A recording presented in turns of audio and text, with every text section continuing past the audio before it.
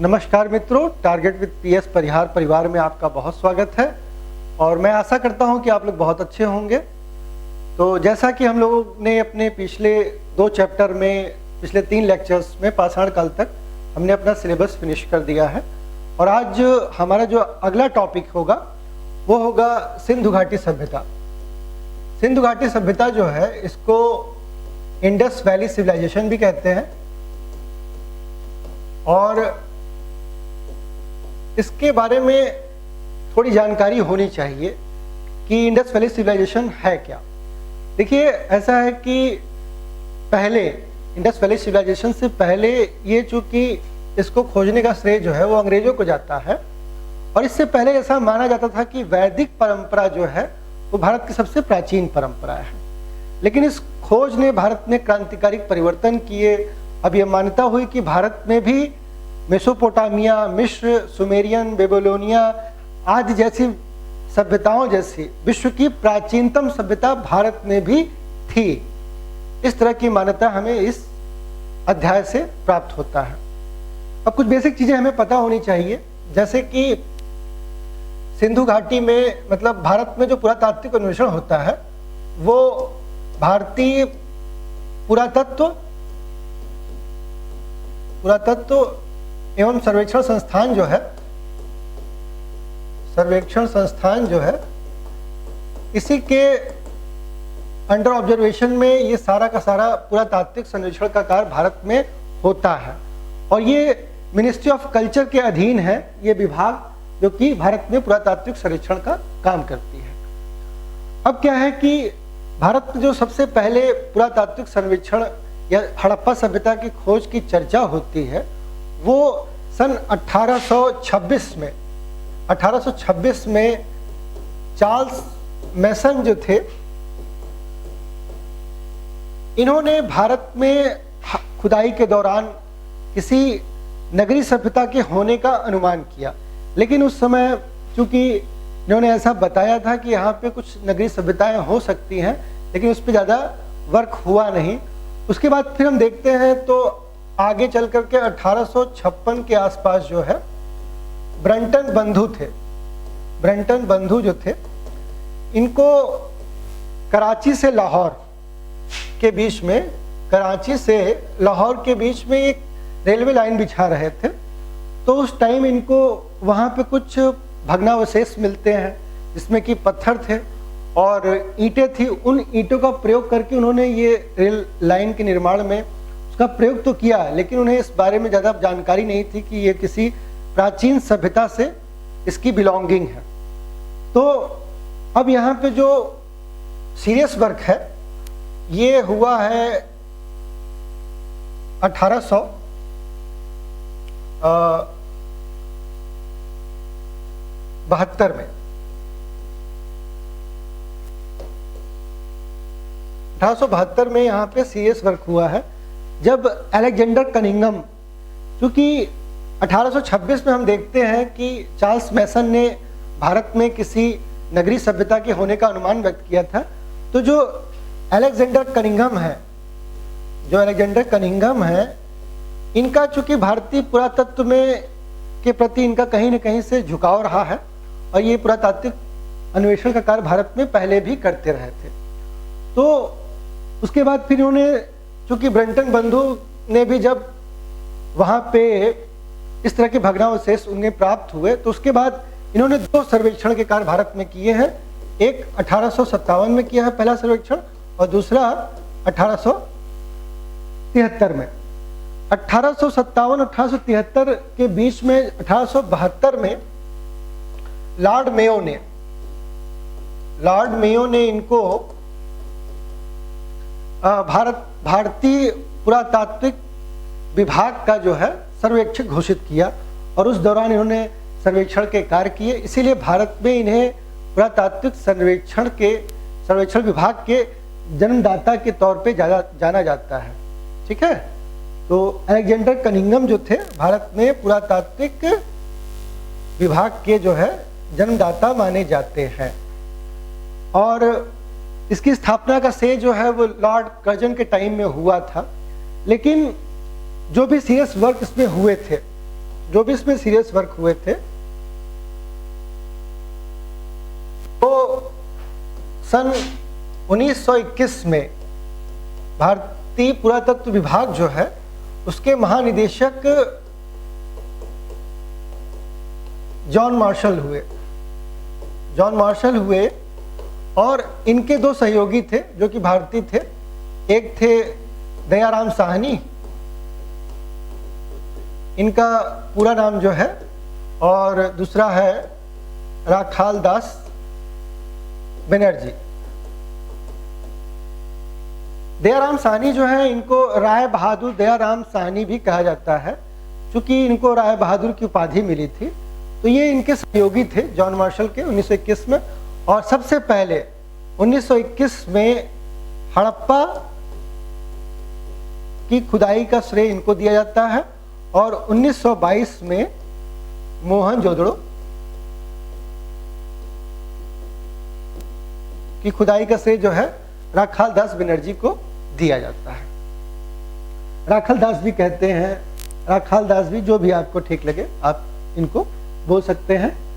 तो आप देख रहे हैं कि किस तरीके से, और भारत के,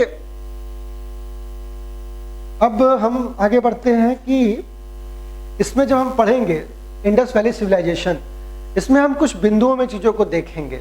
क्योंकि इंडस वैली सिविलाइजेशन के बारे में जो जानकारी प्राप्त हो रही है, यहाँ पे पुरातात्विक जानकारी ज़्यादा प्रभावशाली है। क्योंकि मैंने जैसे आपको बताया था कि शुरू की क्लास में कि ये जो है आपका आद्य ऐतिहासिक जो है काल के अंतर्गत आता है, आद्य ऐतिहासिक काल के अंतर्गत आता है। क्योंकि इसके लिखित साक्ष्य तो मिले हैं लेकिन उसको पढ़ने में सफलता नहीं मिली है, क्योंकि वो कुछ प्रतीकों चिन्हों के माध्यम से है, तो उसको अभी तक पढ़ा नहीं जा सका है। तो ये आद्य ऐतिहासिक कालीन घटना है। तो अब इसमें हम कुछ बिंदुओं के अधीन इन चीज़ों को देखेंगे। जैसे सबसे पहले जो डिस्प्यूट होता है वो होता है कि इसके क्या क्या नाम है, नामकरण को लेके। ठीक है, आप देख सकते हैं कि जो पहला बिंदु है वो है कि नामकरण को लेकर के इसके क्या क्या नाम हो सकते हैं। तो पहला इसका नाम जो सिंधु सभ्यता इसको बोला गया है, उसके पीछे रीजन ये है कि शुरुआत में जो भी खोज या अन्वेषण के कार्य होते हैं वो सिंधु नदी के आसपास के एरिया में हुए हैं, इसीलिए इसको सिंधु सभ्यता कहा गया, इंडस वैली सिविलाइजेशन। लेकिन जब आगे देखा गया कि नहीं, सिंधु सभ्यता का विस्तार जो है वो तो काफ़ी दूर तक क्षेत्रों में है। बलूचिस्तान में सुतका गंडोर इसकी पश्चिमी सीमा है, और इसके अलावा यूपी में आलमगीरपुर तक है। तो ऐसी स्थिति में इसको सिंधु सभ्यता कहना जो है समीचीन नहीं प्रतीत होता है। इसके बाद फिर दूसरा है हड़प्पा सभ्यता, क्योंकि अब ये समीचीन रहा नहीं। तो हड़प्पा सभ्यता के पीछे रीजन ये था कि हड़प्पा जो है पहला स्थल था जो कि खोजा गया था, और एक पुरातात्विक अन्वेषण में ये चीज़ देखी गई है, ये पद्धति देखी गई है कि जब किसी तरह का कोई विवाद होता है तो नामकरण के लिए जो पहला साइट होता है, जो पहला खोजा गया स्थल होता है, उसके नाम के आधार पे उस सिविलाइजेशन को जाना जाता है। तो इसको सिंधु सभ्यता या हड़प्पा सभ्यता भी कहते हैं। ये नाम ज़्यादा समीचीन लगता है। इसके अलावा इस काल में एक और घटना हुई थी, जैसे कि ताम्रपाषाण काल जो है, ताम्रपाषाण काल में तांबे का वो हुआ था, और यहाँ पे तांबे और टिन को मिला करके एक नई धातु कांसे का निर्माण किया गया, कांसे का निर्माण किया गया। तो इसीलिए इसको कांस्ययुगीन सभ्यता भी कहा जाता है। और इसका एक अन्य नाम है कि प्रथम नगरीय क्रांति। पिछले चैप्टर में हमने आप लोगों को ताम्रपाषाण काल के बारे में बताया था। ताम्रपाषाण काल भारत में पहला एक ग्रामीण अर्थव्यवस्था की नींव रखता है, ग्रामीण व्यवस्था की नींव रखता है। तो उस ग्रामीण व्यवस्था के बाद जो अगला चरण आता है वो भारत में एक नगरीय क्रांति के तौर पे दिखता है। चूंकि यहाँ पे सिंधु घाटी सभ्यता में नगर जैसी स्थितियाँ दिखाई पड़ती हैं। यहाँ पे सड़कें जो हैं वो पक्की सड़कें हैं, सड़कों के बगल में नालियों की स्थिति दिखाई पड़ती है, इसलिए इसको प्रथम नगरीय क्रांति कहा गया है। तो इसके ये नाम माने गए हैं। अब आगे है कि इसके कालक्रम को लेकर के भी बहुत ज़्यादा मतभेद है। रीजन ये है कि सिंधु घाटी सभ्यता का जो खोज हुआ है वो पूरी तरीके से जो है पुरातात्विक अन्वेषण पे डिपेंड किया है, इसीलिए इसको लेकर के अलग अलग मत आते हैं। कौन कौन से आते हैं वो मैं आप लोगों को दिखाता हूँ। मार्टिमर व्हीलर साहब जो हैं, इन्होंने इसका टाइम बताया है 2500 से लेकर के 1500 ईसा पूर्व तक। दूसरा है डीपी अग्रवाल, इन्होंने 2350 से लेकर के 1750 ईसा पूर्व तक इसका समय माना है कि सिंधु सभ्यता जो थी वो इस ड्यूरेशन में एस्टेब्लिश कर रही है। और जॉन मार्शल जो कि महानिदेशक थे, भारतीय पुरातत्व विभाग के महानिदेशक थे, उन्होंने 3250 बीसी से लेकर के 1750 बीसी तक इसका कालखंड जो है, कालक्रम जो है निर्धारित किया है। और मैके साहब 2800 बीसी से लेकर के 2500 बीसी मानते हैं। क्योंकि इतना विवाद है तो ऐसे में हमें एक मध्यम मार्ग को चुनना होगा, और वो मध्यम मार्ग कहीं न कहीं वैज्ञानिक भी है, तो वो है कार्बन डेटिंग।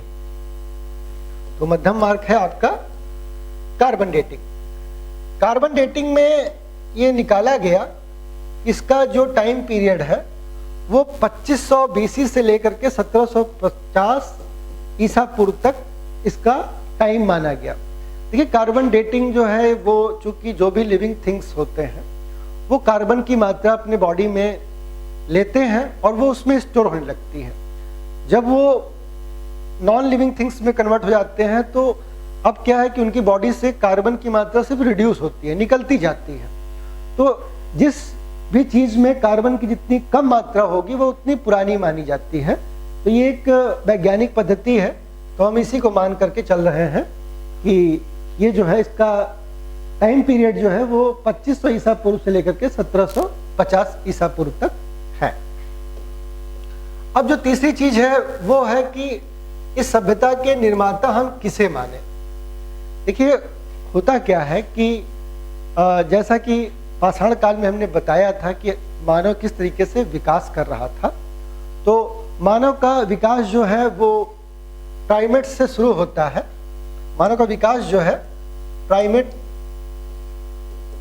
इसको कि नर मानव भी कहते हैं, नर वानर भी कहते हैं, वहां से फिर होमो इरेक्टस, होमो इरेक्टस से जो है अंत में आ करके होमो सैम्पियंस, होमो सैम्पियंस तक, मतलब जिसको कि हम ज्ञानी या बुद्धिमान मानव या आधुनिक मानव मानते हैं, वहां पे ये खोज जो है समाप्त होती है। अब इसके अलावा क्या है कि होमो सैम्पियंस भी जो है उनके भी कुछ हिस्से होते हैं। तीन अगर मोटे तौर पे देखें तो एक होता है काकेसस, और दूसरा है मंगोलाइड, और तीसरा है निग्रोटो। काकेसस मतलब होता है कि जो श्वेत वर्ण के लोग होते हैं वो काकेसस प्रजाति के अंतर्गत आते हैं। मंगोलाइड के अंतर्गत पीले वर्ण के लोग आते हैं और निग्रोटो के अंतर्गत काले वर्ण के लोग आते हैं। इनकी जो शारीरिक संरचना होती है उनके क्लाइमेट के अकॉर्डिंग होती है। जैसे कि जो श्वेत वर्ण के लोग हैं वो ठंडी जगहों पर रहते हैं, तो उनके नाक की संरचना इस तरह से होती है, थोड़ी सी पतली और लंबी होती है, ताकि उनके शरीर में गर्मी बनी रहे और बहुत ज़्यादा हवा जो है न जाए। जबकि अगर आप देखते हैं कि निग्रेटो या जो काले लोग होते हैं उनका नाक जो होता है थोड़ा फैला हुआ होता है, क्योंकि वो गर्म देशों में रहते हैं, तो उनके शरीर के टेम्परेचर को ठीक रखने के लिए उनके शरीर की संरचना जो है तो इस तरह से तीन भागों में बांटा गया है, काकेशस, मंगोलाइड और निग्रेटो। काकेशस की भी कुछ उपप्रजातियां हैं जिसमें कि नार्डिक होती है, मेडिटेरियन होता है, अल्पाइन होता है, मंगोलाइड के भी टाइप्स होते हैं और निग्रोटो के भी टाइप होते हैं, जिसी में प्रोटो ऑस्ट्रेलाइड जो है it is a type of Negrito. ठीक है, निग्रेटो के ये प्रकार हैं। तो जो मुख्य तौर पे हमारे सामने व्यू दिखाई पड़ते हैं वो है कि सिंधु सभ्यता के जो निर्माता है वो दो माने गए हैं। एक तो प्रोटो ऑस्ट्रेलाइड, मतलब कि भारत में जो अनुसूचित जाति शेड्यूल्ड ट्राइब के लोग हैं उनको माना गया है, और दूसरा है मेडिटेरियन या द्रविड़ जो कि दक्षिण भारत से बिलोंगिंग है इनकी, इनको माना गया है। तो ये सर्व ज्यादा मान्य सिद्धांत है, द्रविड़ को ही इसके सभ्यता के निर्माता मेडिटेरियन या भूमध्य सागरी, इसी को आप टिक कीजिएगा, अगर एग्जाम में आता है तो ये आपका आंसर रहेगा। अब जो अगला बिंदु है वो है उद्भव का, कि आखिर सिंधु सभ्यता जो है वो भारत की सभ्यता है या ये बाहर से आयातित है, बाहर से आई हुई सभ्यता है। इस चीज को लेकर के दो मत दिखाई पड़ते हैं, एक विदेशी और दूसरा है स्वदेशी।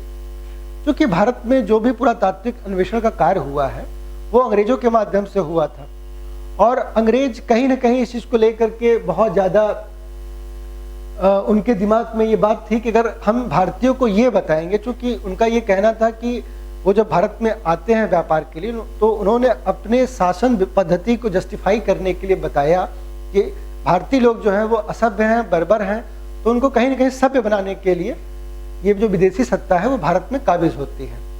लेकिन अगर वो इस बात का प्रूफ दे देते हैं कि सिंधु सभ्यता जैसी भारत में एक नगरीय सभ्यता थी जो कि बहुत विकसित सभ्यता थी, तो कहीं ना कहीं इनके सामने एक चुनौती प्रस्तुत हो जाती कि जिस समय इनके पूर्वज शायद पत्ती और पेड़ों की छाल पहना करते थे, उस समय भारत में एक इतनी समृद्ध व्यवस्था थी, तो अपने यहाँ के शासन को जस्टिफाई करने के लिए इनके लिए जरूरी था कि ये बताते कि ये जो है भारत की सभ्यता नहीं है बल्कि बाहर से आई है। तो इसमें मुख्य तौर पे मार्शल का नाम आता है, व्हीलर का नाम आता है, चाइल्ड का आता है, और डीडी कौशाम्बी जो कि भारत में मार्क्सवाद के जनक भी माने जाते हैं। इनका मानना है कि क्योंकि ये भारत, मान लीजिए अगर आप इसको भारत मान लेंगे और ये आप इराक मान लीजिए, इधर आप जो है अफ्रीका में मिस्र मान लीजिए, तो मेसोपोटामिया की सभ्यता जो है, मेसोपोटामिया की सभ्यता जो है ये बहुत विकसित सभ्यता थी।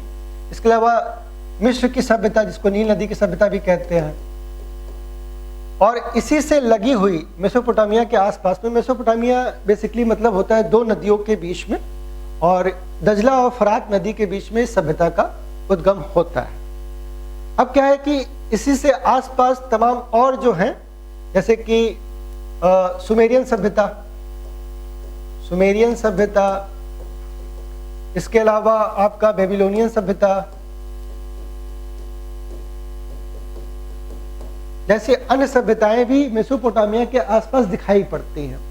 तो ये जो विदेशी मान्यता को मानने वाले लोग हैं, इनका कहना था कि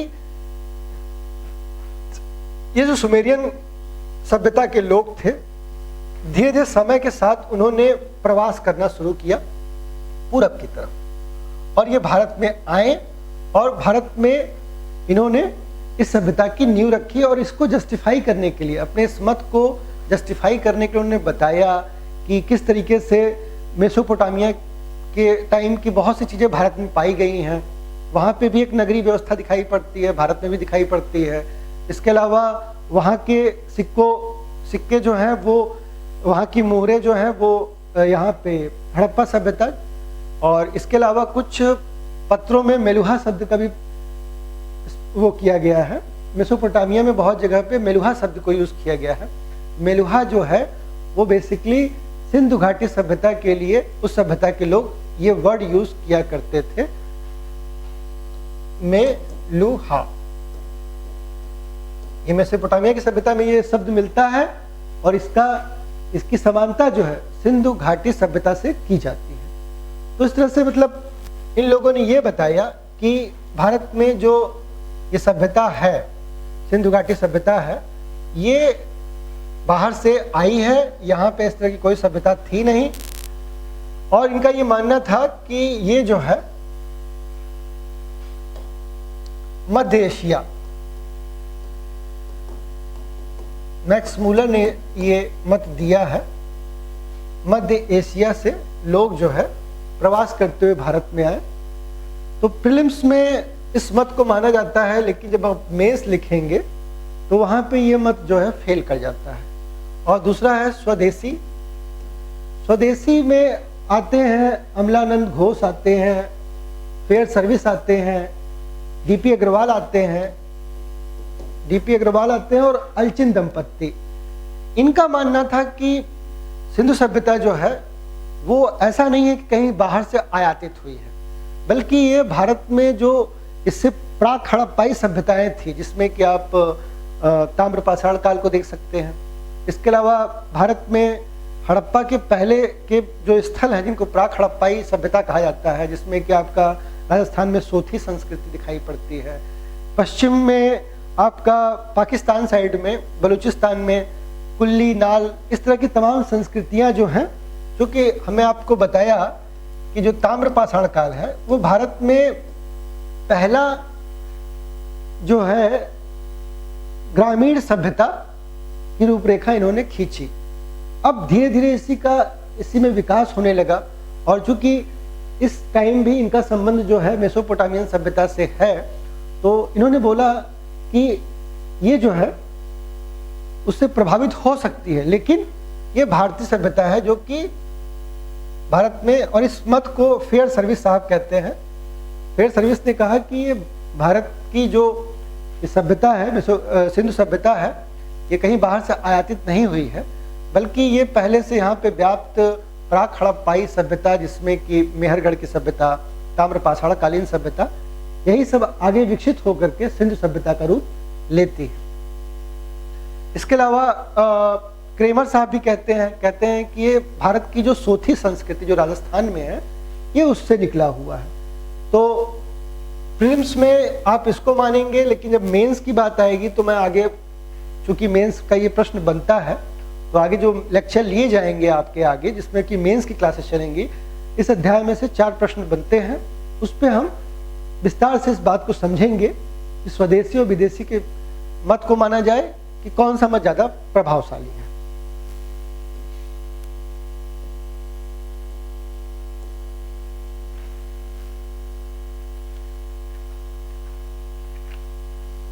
अब आता है कि हड़प्पा जो काल है, ये जो हड़प्पा है, इसको 3 भागों में बांटा गया है।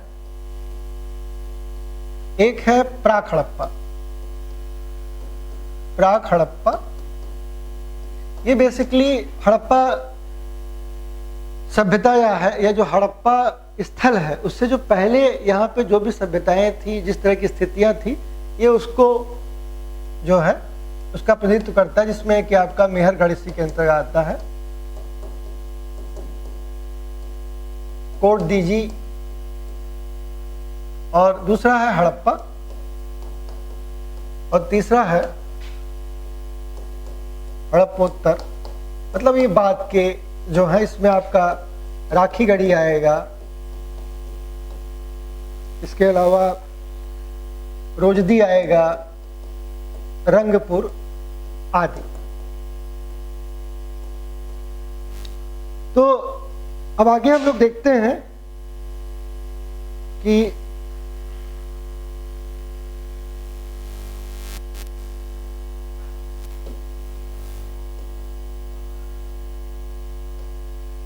हड़प्पा सभ्यता का विस्तार जो है वो क्या है। तो हमने देखा, जैसे कि आपने देखा कि पहले ये कि इसका नाम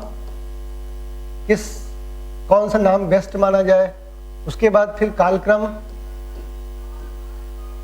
कालक्रम देखा गया, फिर इसके बाद हमने ये देखा कि इस सभ्यता के निर्माता कौन है, फिर हमने देखा कि ये बाहर से आती है या आयातित है, और इसके अलावा इसका विभाजन कितने भागों में किया गया है। तो ये चीजें हमने देखी है। अब हम देखते हैं कि इस सभ्यता का विस्तार कहां से कहां तक है। ठीक है, तो इसका विस्तार जो है 3 जगहों पर दिखता है। एक है अफगानिस्तान, पाकिस्तान और भारत। तो ये 3 जगहों पर दिखाई पड़ता है, अफगानिस्तान, पाकिस्तान और भारत। यहीं पे हड़प्पा सभ्यता के हमें अंश दिखाई पड़ते हैं। अब इसको समझने के लिए हम थोड़ा सा एक चार्ट बना लेते हैं। एक हम जो है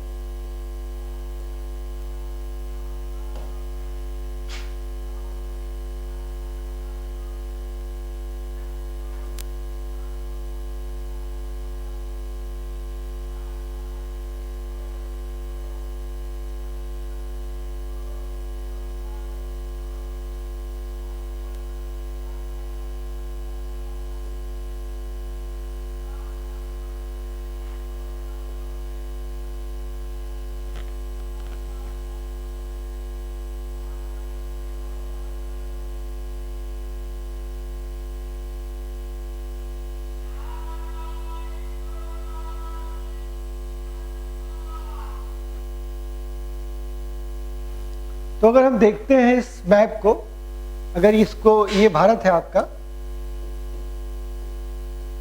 ये है आपका पाकिस्तान और ये है आपका अफगानिस्तान।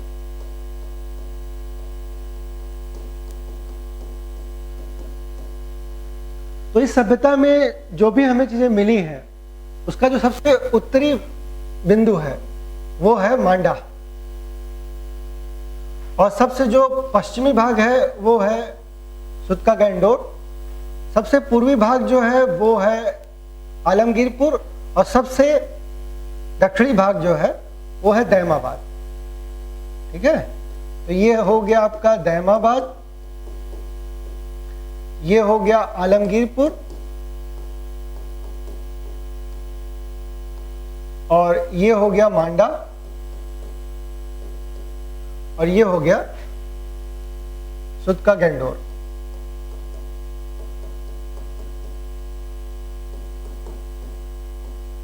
तो ये आप जो देख रहे हैं, अब ये किन नदियों के, चूंकि ये जो है चिनाब नदी है, ये हिंडन नदी, दैमाबाद जो है गोदावरी नदी, और ये जो है दाश्क नदी। तो अगर हम देखते हैं तो ये है आपका टोटल जो है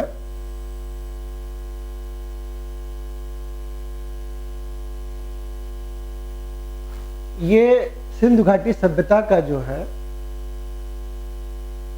विस्तार है। सबसे पश्चिमी छोर है ये, सबसे पूर्वी छोर है। अगर इसके बीच की दूरी ज्ञात की जाए तो ये तकरीबन मानी गई है 1600 किलोमीटर, और ये सबसे उत्तरी छोर है और ये सबसे दक्षिणी छोर है। इसके बीच की दूरी अगर देखी जाए तो ये मानी गई है 1400 किलोमीटर के आसपास। ठीक है, अब क्या है कि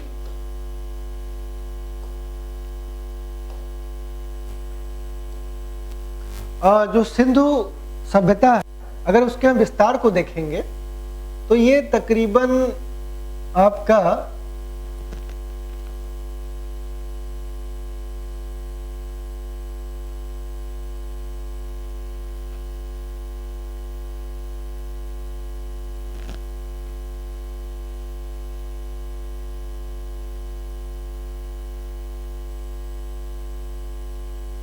ये जो है लाल रेखाएं दिखाई गई हैं, ये पूरा का पूरा जो है सिंधु सभ्यता का ये जो है क्षेत्रफल है। ये 3 देशों में आपको दिखाई पड़ रहा है। 2 भाग जो है वो अफगानिस्तान में 2 स्थल पाए गए हैं।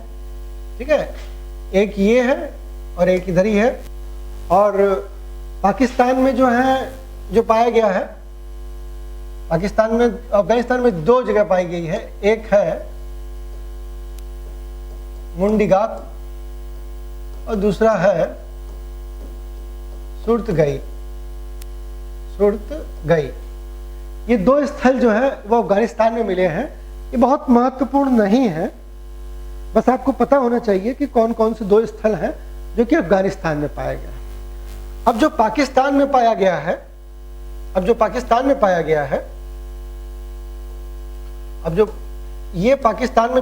है, ये 3 हिस्सों में हम देख सकते हैं। पाकिस्तान जो है, अगर मान लीजिए अगर ये पाकिस्तान का मैप है, तो पाकिस्तान जो है 4 प्रांतों में बटा है। एक है 4 प्रांतों में, इसको हम देख सकते हैं बटा है। एक है KPK, ये है पाकिस्तानी पंजाब, ये है सिंध, और ये है बलूचिस्तान।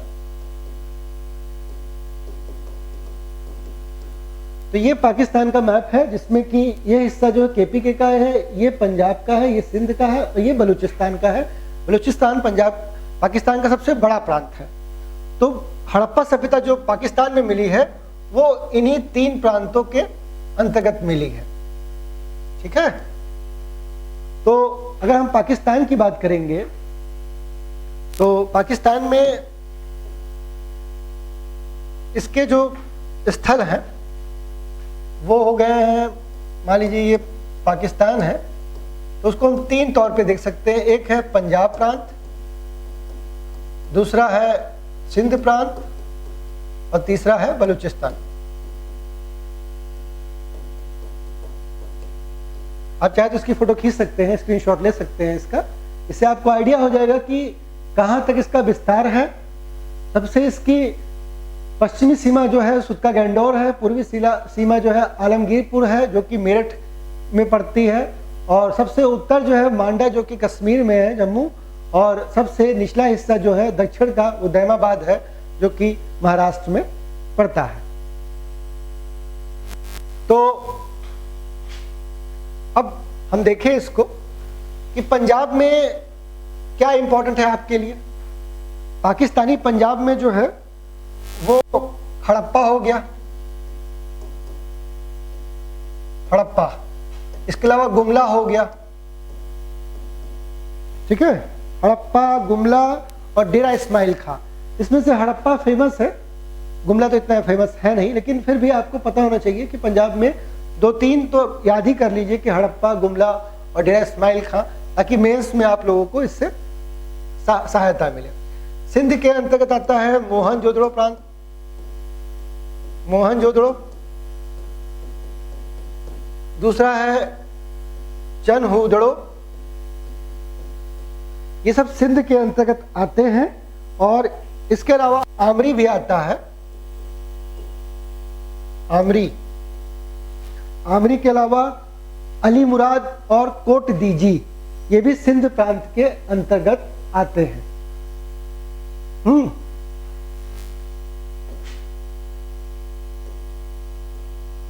तो अब बलूचिस्तान जो है उसमें है बलूचिस्तान, इसमें आपका है सुतके गंडोर,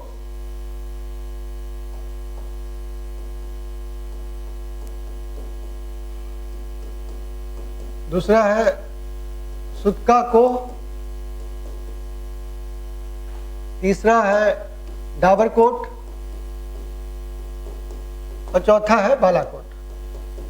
ये वो बालाकोट नहीं है जहां पे इंडियन आर्मी ने एयर स्ट्राइक किया था, ये पाकिस्तान में 2 बालाकोट है, एक तो आपका पीओके में पड़ता है, दूसरा बलूचिस्तान में पड़ता है। तो हमने देखा कि अफगानिस्तान में 2 स्थल है, एक है मुंडीगाग, दूसरा है सुर्तगई। पाकिस्तान में 3 प्रांतों में देखा गया है, बलूचिस्तान, सिंध और पंजाब। पाकिस्तान, सिंध और पंजाब में इसको देखा गया है।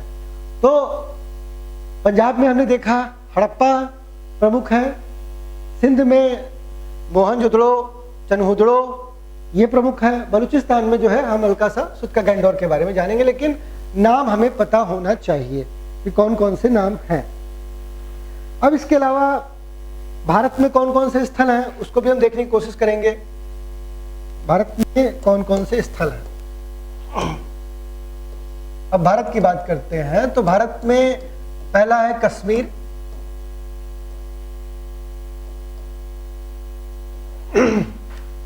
ठीक है, कश्मीर में आपका हो गया बुर्ज होम, और दूसरा है गुफ कराल, सॉरी ये बुर्ज होम गुफ कराल जो है ये उस टाइम का है, मांडा है, सॉरी यहाँ पे मांडा है, मांडा है। वो जो बुर्ज होम गुफ कराल था वो पाषाण काल की टाइम की बात थी, तो माफ करिएगा। मांडा यहाँ पे जो है स्थल है। मांडा के बारे में सिर्फ हमें इतना जानना है कि ये सिंधु घाटी सभ्यता का सबसे ऊपरी हिस्सा है, चिनाब नदी के किनारे पड़ता है, बस ये हमको पता होना चाहिए। तो यहाँ पे ये इंपॉर्टेंट है। दूसरा है पंजाब। पंजाब में जो है रोपड़ फेमस है, और दूसरा है संघोल भी वहां पाया गया है, ये उतना फेमस नहीं है, लेकिन हम सब पे चर्चा करेंगे अपने लेक्चर में, कुछ भी छोड़ेंगे नहीं। तीसरा है हरियाणा, यहाँ पे काफी स्थल मिले हैं, राखी गढ़ी, बनावली, मिताथल आदि। इसमें बनावली बहुत फेमस है, राखीगढ़ी बहुत फेमस है। चौथा जो है आपका आएगा राजस्थान। राजस्थान में कालीबंगा। पांचवा है आपका कालीबंगा, बहुत इंपॉर्टेंट है। और गुजरात,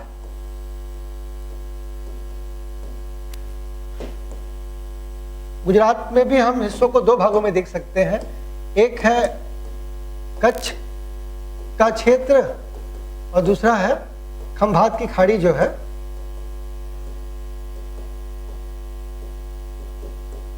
इस क्षेत्र में कौन कौन से स्थल पाए गए हैं? तो कच्छ के वाले क्षेत्र में पाया गया है आपका सुरकोतड़ा है, यहाँ पे घोड़े के अवशेष भी मिले हैं। धौलावीरा है जो कि बहुत इंपॉर्टेंट है, यहां से क्वेश्चन बहुत आते हैं। और देसलपुर यहाँ पे है। ये तीन स्थल है, आप इसका स्क्रीनशॉट भी ले सकते हैं। और खंभात की खाड़ी में लोथल है और रंगपुर है। ठीक है, लोथल और रंगपुर। इसके अलावा यूपी की बात करें तो यूपी में आएगा आपका आलमगीरपुर,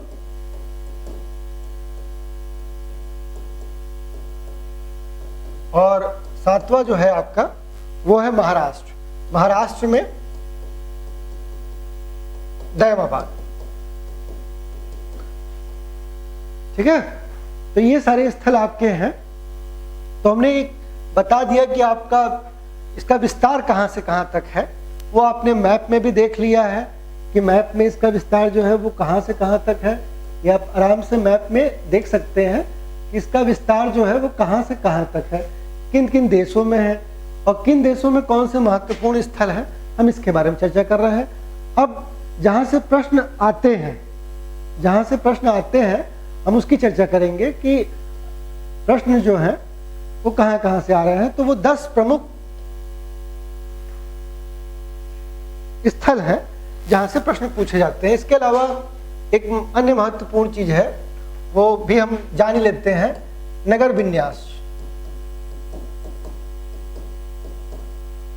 देखिए यहाँ पे नगरों का विन्यास किस तरह से है, इसको नगरीय सभ्यता कहने के पीछे रीजन क्या है।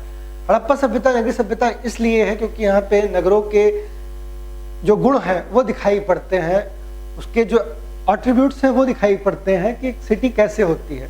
जहाँ पे नगर की बात आती है वहाँ पे एक तरह की प्लानिंग या एक तरह की कल्पना दिखाई पड़ती है। यहाँ पे अगर हम सड़कों की बात करते हैं तो सड़क जो है एक दूसरे को समकोण पे काटते हुए प्रतीत होते हैं, और इस चीज को जो सड़क एक दूसरे को काटते हुए प्रतीत होते हैं, इस चीज को जो बोला जाता है ऑक्सफोर्ड सर्कस नाम दिया गया है। इस टर्म के लिए ये नाम दिया गया है। जब सड़कें एक दूसरे को इस तरह समकोण पे काटती हैं तो that is called Oxford circus. ठीक है, इसके अलावा फिर यहाँ पे क्या है कि घर जो है वो पक्की ईंटों के बने हैं, और सड़क के और घर और सड़क के किनारे पे नालियों की व्यवस्था की गई है। ये नालियां आगे जाकर के बड़ी नालियों से मिलती हैं और समस्त जाकर के कहीं न कहीं बड़ी नदियों से मिलती है, जिसमें जाकर के पूरा वेस्ट निकल जाता है। इसके अलावा अगर हम सड़कों की बात देखते हैं तो सड़कों पे रोशनी की व्यवस्था भी दिखाई पड़ती है। सड़कें जिस तरह से नापी गई हैं उससे दिखाई पड़ता है कि उनको नाप तौल या मापन का भी नॉलेज था, उनको पता था कि किस तरीके से बराबर से किसी चीज को बांटा जाता है, तो पैमाने का भी उनको ज्ञान था। और इसके अलावा व्यापार वाणिज्य जैसी चीजें भी दिखाई पड़ती हैं, पत्तन दिखाई पड़ते हैं। इन सबको देखते हुए ये लगता है कि एक नगरीय सभ्यता है, क्योंकि यहाँ पे और इसके अलावा अन्य नगरों से भी यहाँ पे व्यापार और वाणिज्य के साक्ष्य दिखाई पड़ते हैं। तो ये अब नगरीय सभ्यता तो है, लेकिन अगर हम सामान्य स्थिति देखें तो सिंधु सभ्यता जो है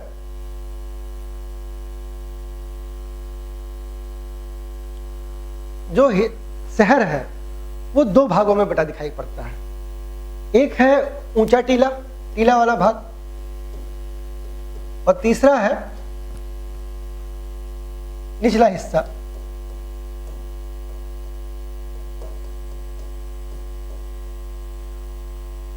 टीला होता क्या है? देखिए टीला मतलब सिंपल है कि एक ऊंचा स्थान, चूंकि यहाँ पे नगर को इसी तरीके से डिफाइन किया गया है कि ऊंचा वाला टीला और निचला टीले की बात की है। तो टीला मतलब होता है ऊंचा स्थान। जब किसी स्थान पर व्यक्ति रहने लगता है तो वहाँ पे कंस्ट्रक्शन भी होते हैं, चीज़ें गिरती भी हैं, मलबा भी इकट्ठा होता है, इससे वो जगह अन्य जगहों की तुलना में ऊंचा हो जाता है। इसीलिए यहाँ पे टीला शब्द का प्रयोग किया गया है, क्योंकि ये नगर जो है अन्य आसपास के क्षेत्रों से ऊंचाई पे है, इसलिए इसको टीला कहा गया है। क्योंकि जो पूर्वी पश्चिमी टीला है, ये वाला हिस्सा जो है वो ज्यादा ऊंचा है और इसके चारों तरफ जो है इसको दुर्गीकृत किया गया है, मतलब दीवार से चारों तरफ से घेरा गया है। और ऐसा माना जाता था कि यहाँ पे जो है पुरोहित वर्ग रहा करते थे, यहाँ पे पुरोहित वर्ग रहा करते थे, ये विशिष्ट लोगों की जगह थी। और ये हिस्सा जो पूर्वी हिस्सा है या निचला हिस्सा है, ये कम ऊंचा रहता था टीला, और ये जो इसका क्षेत्रफल है इसकी तुलना में ज़्यादा बड़ा रहता था, क्योंकि यहाँ पे जन सामान्य लोग रहते थे, जिसमें कि आपके सैनिक हो गए, व्यापारी हो गए, शिल्पी हो गए और श्रमिक। तो पूरे हड़प्पा सभ्यता में ये जो सामान्य विभाजन किया गया है नगरों का, वो इसी तरीके से है। ये एक सामान्य विभाजन है कि शहर जो है दो हिस्सों में बटा हुआ है, ऊपरी टीला, निचला टीला। ऊपरी टीले को जो है वो चारों तरफ से दीवार से घिरा गया है, सुरक्षित किया गया है, निचले हिस्से को नहीं किया गया है। ये एक सामान्य स्थिति है, लेकिन ऐसा नहीं कि हर जगह पे ये स्थितियां दिखाई पड़ती हैं, जगह जगह पे इनमें अंतर भी दिखाई पड़ता है, उस पर हम बात करेंगे। जैसे कि कालीबंगा, कालीबंगा, कालीबंगा की बात करते हैं तो यहाँ पे क्या है कि जो ऊपरी टीला है और जो निचला टीला है, इन दोनों को ही दुर्गीकृत किया गया है, इन दोनों को ही घेरा गया है। ये खास बात कालीबंगा में दिखाई पड़ती है। जबकि सामान्य स्थिति ये है, सामान्य स्थिति ये है कि उस हिस्से को, जो ऊपर का हिस्सा जहाँ पुरोहित वर्ग रहा करते थे, उसको घेरा था, लेकिन कालीबंगा में हम देखते हैं कि दोनों हिस्सों को घेरा गया है। अगर हम लोथल की बात करते हैं, लोथल या सुरकोटड़ा की बात करते हैं, तो यहाँ पे हमें दिखाई पड़ता है कि ऊपर वाला टीला और जो निचला टीला है, इन दोनों को एक ही जो है रक्षा प्राचीर से घेरा दिखाई पड़ता है। ठीक है, ये सामान्य स्थिति है, लेकिन कहीं कहीं पे इससे इतर स्थितियां भी दिखाई पड़ती हैं। कालीबंगा का आप देख रहे हैं, लोथल और सुरकोटड़ा का भी आप देख रहे हैं। और अगला जो है वो है चनहुदड़ो। यहाँ पे हमें किसी प्रकार के दुर्गीकृत होने के साक्ष्य नहीं मिलते हैं, मतलब दोनों हिस्से जो हैं वो बिना किसी सुरक्षा के हैं। और अगला है धौलावीरा। ये इंपॉर्टेंट इसलिए भी है धौलावीरा, क्योंकि अगर आप देखें तो यहाँ पे एक नई चीज दिखाई पड़ती है। सामान्य स्थिति में नगर दो हिस्सों में बटा हुआ है, लेकिन यहाँ पे जो नगर है वो 3 हिस्सों में बटा दिखाई पड़ता है। यहाँ नगर जो है 3 हिस्सों में बटा दिखाई पड़ता है। तो ये एक विशेष चीज जो है धौलावीरा में हमें देखने को मिलती है।